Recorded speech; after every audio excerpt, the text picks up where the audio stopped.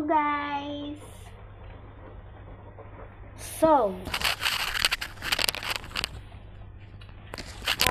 I went out this morning and then I saw someone selling cassava. So, I bought the cassava.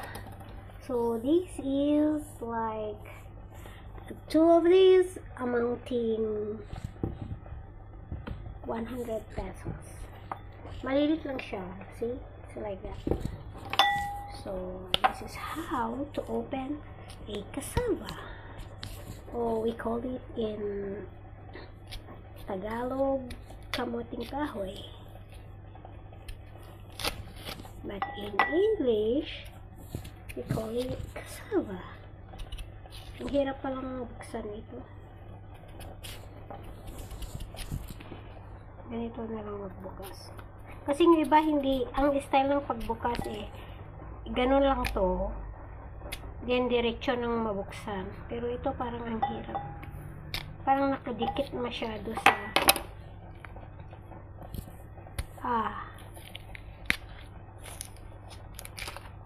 masakit sa kuko. It's better to do like this.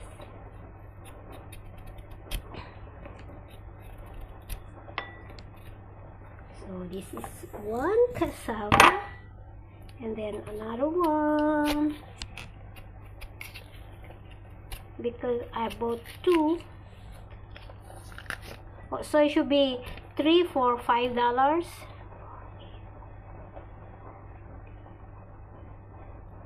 So mas mahal kung tatlong binili ko, nasa 280, kunting 300 na.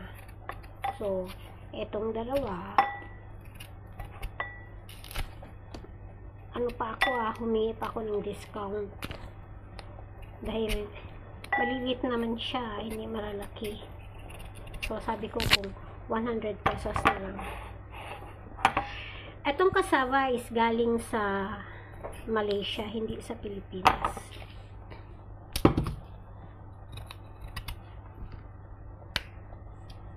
Pero sa atin, mura lang ang ganito cassava, alam ko. Pag bumili ka ng 200, medyo marami na. Dito kasi, tingnan mo, ang liit, malnourished. Hindi siya malnourished, maliit lang. May malalaki, kaso, parang sobrang luma na. Marami na akong nakikitang may butas-butas. Stuck na siguro yun. Baka yung loob nun black. Kaya itong pinili ko. Kahit maliliit. As long as maganda yung loob.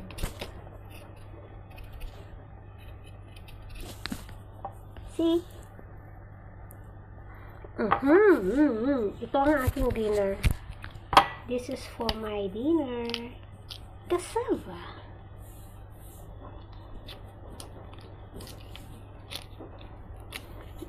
Bibili sana ako ng guava, kaso wala na silang guava.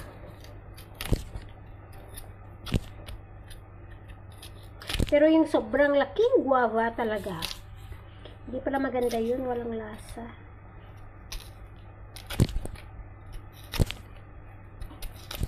At least, makakain na naman ako ng kamuting kahoy or cassava. Hindi kasi ako marunong gumawa ng cassava yung gayong ginagawa ng iba, na yung sini-steam. Hindi ako marunong. So this is it, cassava. See, ito ang aking dinner. So carbohydrates kasi ito, parang ganun din. Ito lang, sapat na. Bye!